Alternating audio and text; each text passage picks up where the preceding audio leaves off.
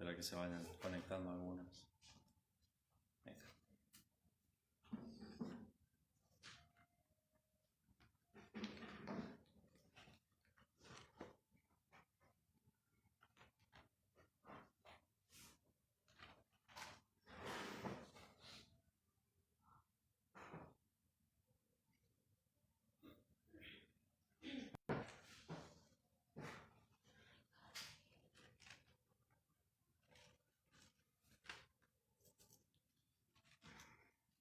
Bueno, acá.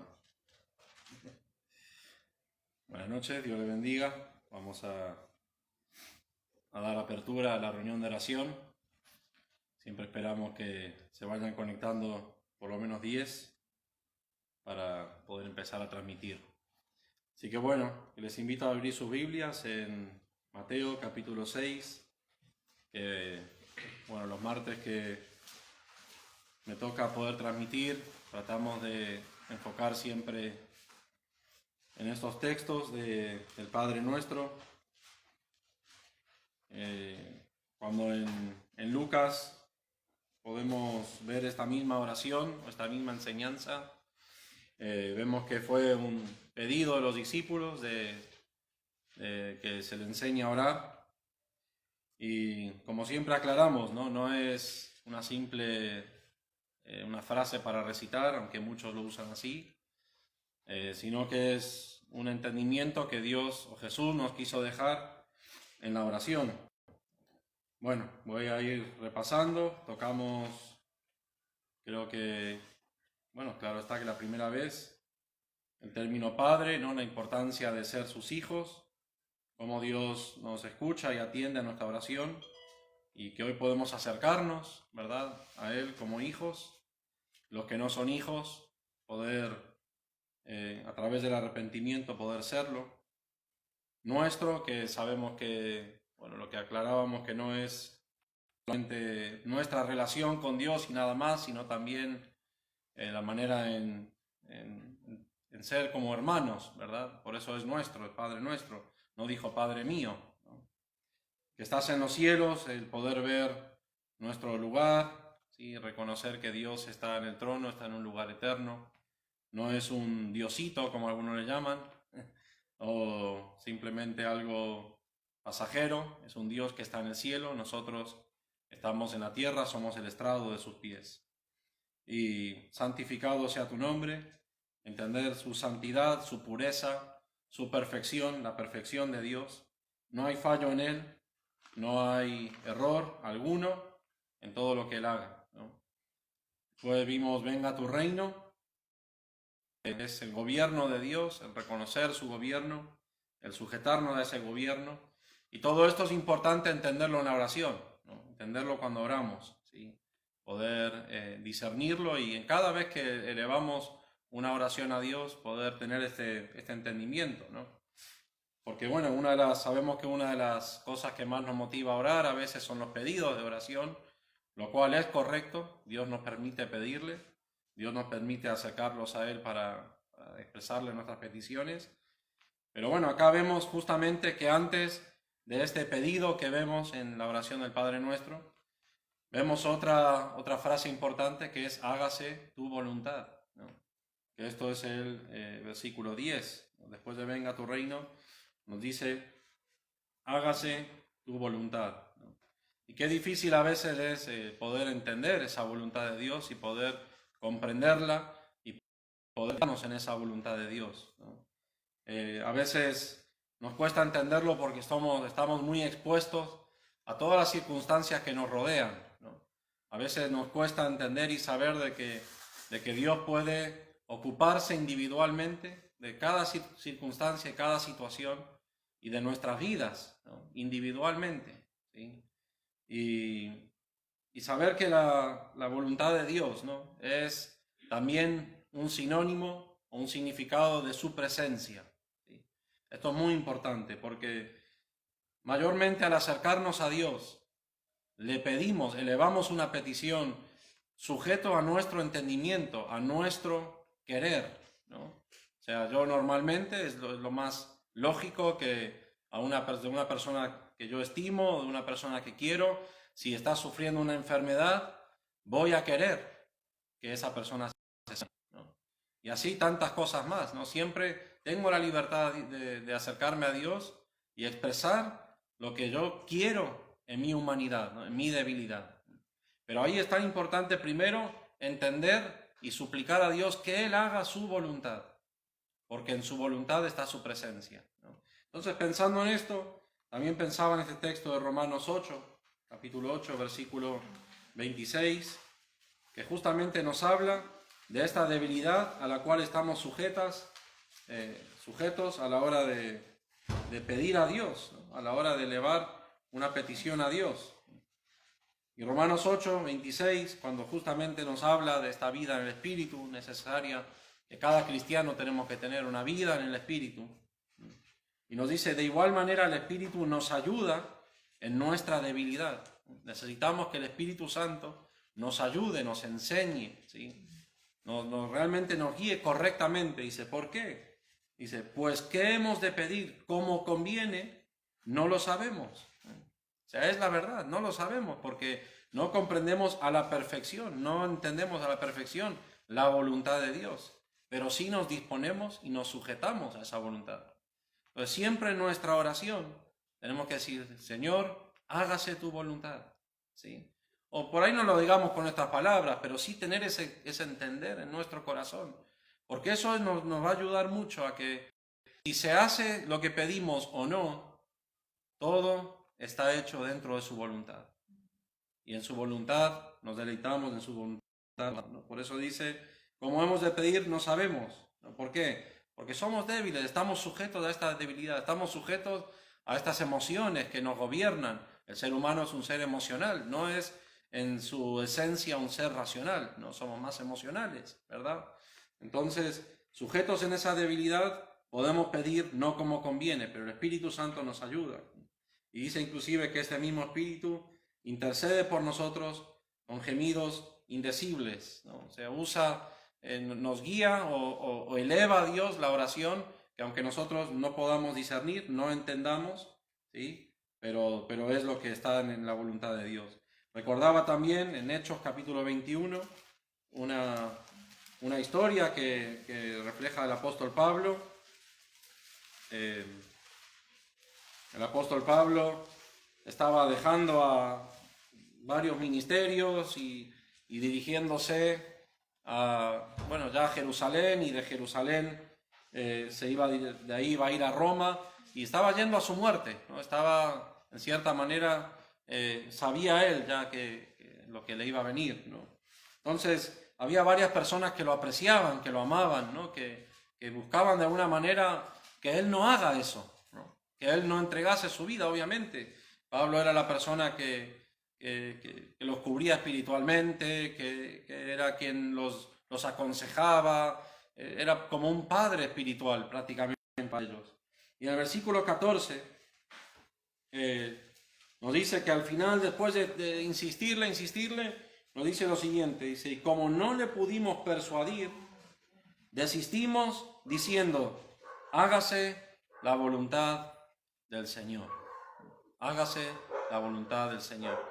Ellos expusieron su petición a Pablo, expusieron su parecer, expusieron lo que ellos anhelaban, expusieron inclusive, no eran motivaciones erróneas, era decir, Pablo, queremos que te quedes con nosotros, necesitamos tu guianza, pero ellos al final entendieron que lo mejor era que se haga la voluntad del Señor, ¿no? Entonces a veces decimos, bueno, pero lo que estoy pidiendo no es malo, y acá no se trata que tu pedido sea bueno o malo, se trata simplemente que la perfecta voluntad de Dios pueda ser hecha, ¿no?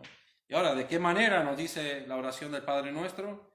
Dice, si lo leemos un poquito después, un poquito más, dice, así también en la tierra. Hágase tu voluntad como en el cielo, así también en la tierra. ¿Cómo se lleva adelante la voluntad de Dios en el cielo? A la perfección y en santidad, ¿no?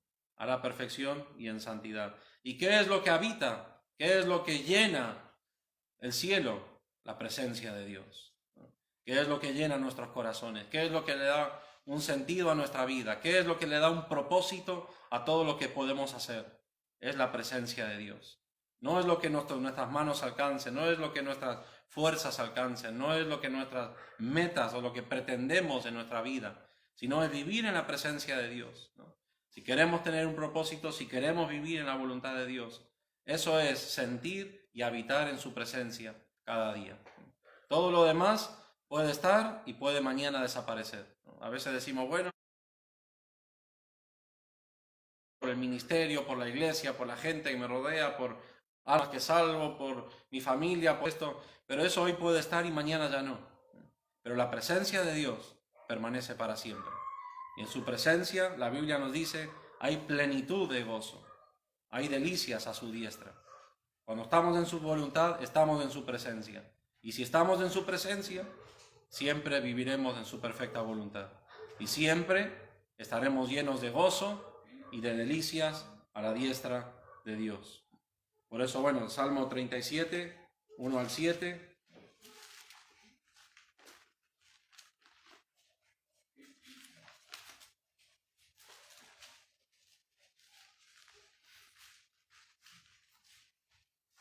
Salmo 37, 1 al 7 dice, no te impacientes a causa de los malignos, ni tengas envidia de los que hacen iniquidad, porque como hierba serán pronto cortados, y como la hierba verde se secarán.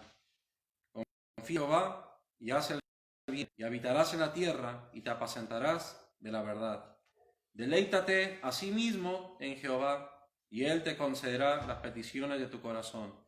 Encomienda a Jehová tu camino, y confía en él, y él hará. Exhibirá tu justicia como la luz, y tu derecho como el mediodía. Guarda silencio ante Jehová, y espera en él.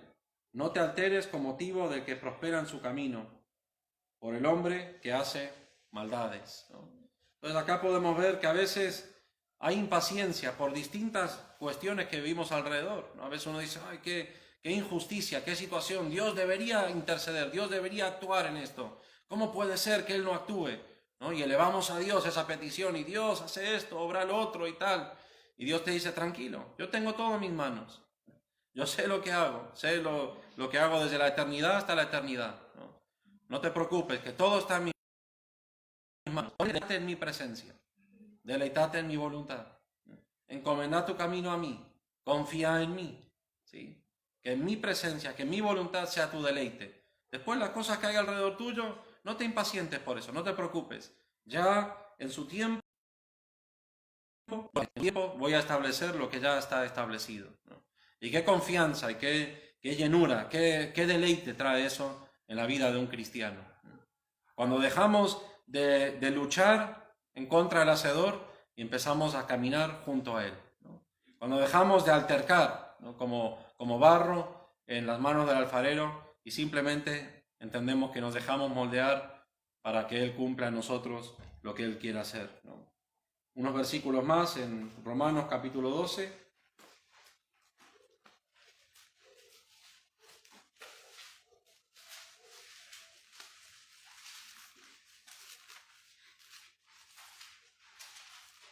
Romanos 12:1 nos dice así que, hermanos, os ruego por las misericordias de Dios que presentéis vuestros cuerpos en sacrificio vivo, santo, agradable a Dios, que es vuestro culto racional, ¿no? Un culto racional es una devoción a Dios, no con emociones, sino con un entendimiento. Por eso es importante tener entendimiento, ¿no? Porque a veces nuestro culto es emocional, ¿no? Estamos contentos, alabamos a Dios, cantamos, aplaudimos, nos tiramos de cabeza a falta. Pero ya no queremos acercarnos a Dios.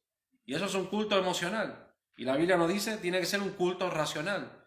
Mi devoción a Dios, mi entrega a Dios, debe ser con un entendimiento. Si yo entiendo que Él es digno de ser alabado, si yo entiendo que su voluntad está hecha, si yo entiendo que Él es quien es, yo le voy a alabar siempre, en todo momento, ¿no? Como decía el profeta, aunque no haya vaca en los corrales, aunque no, con todo, yo me alegraré en Dios y me gozaré en el Dios de mi salvación.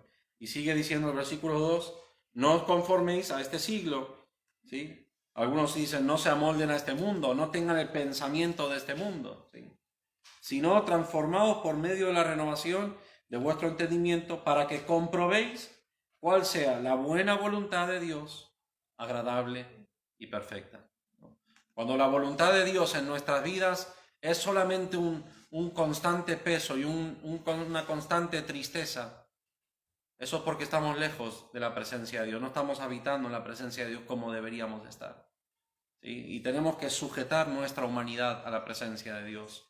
Yo no veo a Cristo, porque la Biblia no me lo relata así, tomando su cruz, yendo al Gólgota, en una queja y un enojo. Lo veo en obediencia, lo veo en el mismo sufrimiento, lo veo intercediendo a Dios por aquellos que le estaban castigando. Lo veo derramando misericordia, lo veo preocupándose por María, lo veo trayendo salvación a un ladrón que estaba a su lado. Lo veo a Cristo glorificando a Dios hasta el final, amando la voluntad de Dios, sabiendo que en ella Dios se iba a glorificar. La Biblia también nos dice, que no vayamos ahí, pero 1 Tesalonicenses 4:3 nos dice que la voluntad de Dios es nuestra santificación.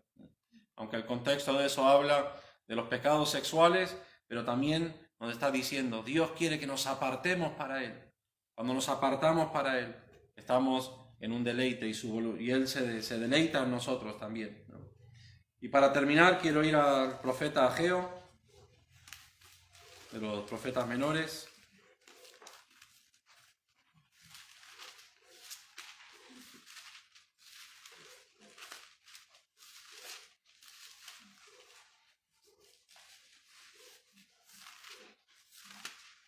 Siempre es un desafío los profetas menores. Ya lo vamos a encontrar. Acá. Ageo capítulo 1. Un poco resumiendo toda la historia, solo queremos tocar 2 versículos de acá. Pero es el tiempo de la reconstrucción del segundo templo, después de toda la esclavitud que había vivido el pueblo de Israel. Al final se le permite regresar a reconstruir los muros, a reconstruir el templo. Y cuando Ageo va, no era el primero, ya él fue enviado después. Él ve que el pueblo de Israel se había ocupado, se había dedicado a construir sus moradas y a construir sus casas, su habitación, y había descuidado completamente el templo de Dios. Y el templo de Dios era en ese momento el lugar de adoración. Era el lugar donde Dios descendía a su presencia y había en ese lugar perdón, había redención, Dios traía palabra, dirección a su pueblo. Era lo que hoy es nuestra comunión con Dios, que a veces está expresada en nuestra oración. Estaba descuidado su comunión con Dios, estaba descuidado el templo de Dios, ¿no? Y Ageo primeramente les muestra su pobreza, cómo ellos venían trabajando mucho, cosechando poco, todo lo que ganaban caía como en un saco roto, o sea, no había ganancia en lo que hacían, había un sentir de frustración, pero aún así ellos simplemente estaban dedicados a lo que ellos querían, a lo que era su parecer, ¿no? Solamente dedicados a su parecer. Y en el versículo 8 del capítulo 1, Ageo le dice, o Dios trae una palabra y le dice a través del profeta Ageo, subid al monte y traed madera y reedificad la casa, habla del templo. Y esto es lo que dice, y pondré en ella mi voluntad y seré glorificado, ha dicho Jehová, ¿no? Pondré en ella mi voluntad, pondré en ella mi presencia y seré glorificado. Y después en el capítulo 2 y el versículo 9, Dios dice una promesa y dice, la gloria postrera de esta casa será mayor que la primera. Paz en este lugar, dice Jehová de los ejércitos. Siempre la promesa de Dios, el caminar en la presencia de Dios. La Biblia nos dice que la vida del justo es como la luz de la aurora. Dice que va en aumento. Siempre va en aumento. Estar en la presencia de Dios siempre es en aumento. Hoy puede parecer difícil, hoy puede parecer poco, pero si te dispones a la voluntad de Dios, si entras en su presencia, siempre va a ir en aumento. La escasez de tu vida se acabará, las tristezas de tu vida se acabarán, ¿sí? Las frustraciones, los fracasos de tu vida se acabarán y vas a empezar a caminar una vida en aumento. ¿Saben cuál es la mayor gloria postrera? Es cuando Cristo vuelva. Ahí veremos la verdadera gloria postrera de la casa de Dios. Es cuando nuestro Señor Jesús vuelva por su iglesia y podamos estar en la morada celestial con Él. Así que bueno, les animo a poder tener este entendimiento. Les animo a que en este tiempo de oración, cada uno en sus hogares, los que estamos acá también, poder dedicarnos a tener este entender y a sujetarnos a su voluntad y a deleitarnos en su voluntad. Y decir, Dios, esta es la gloria que yo quiero que te glorifiques en mi vida. ¿Sí? Quiero experimentar el día de mañana la mayor gloria, deleitarme en ti. ¿Sí? Y que bueno, que el Señor les bendiga. Empezamos este rato de oración, cada uno en el lugar que estemos. Dios les bendiga.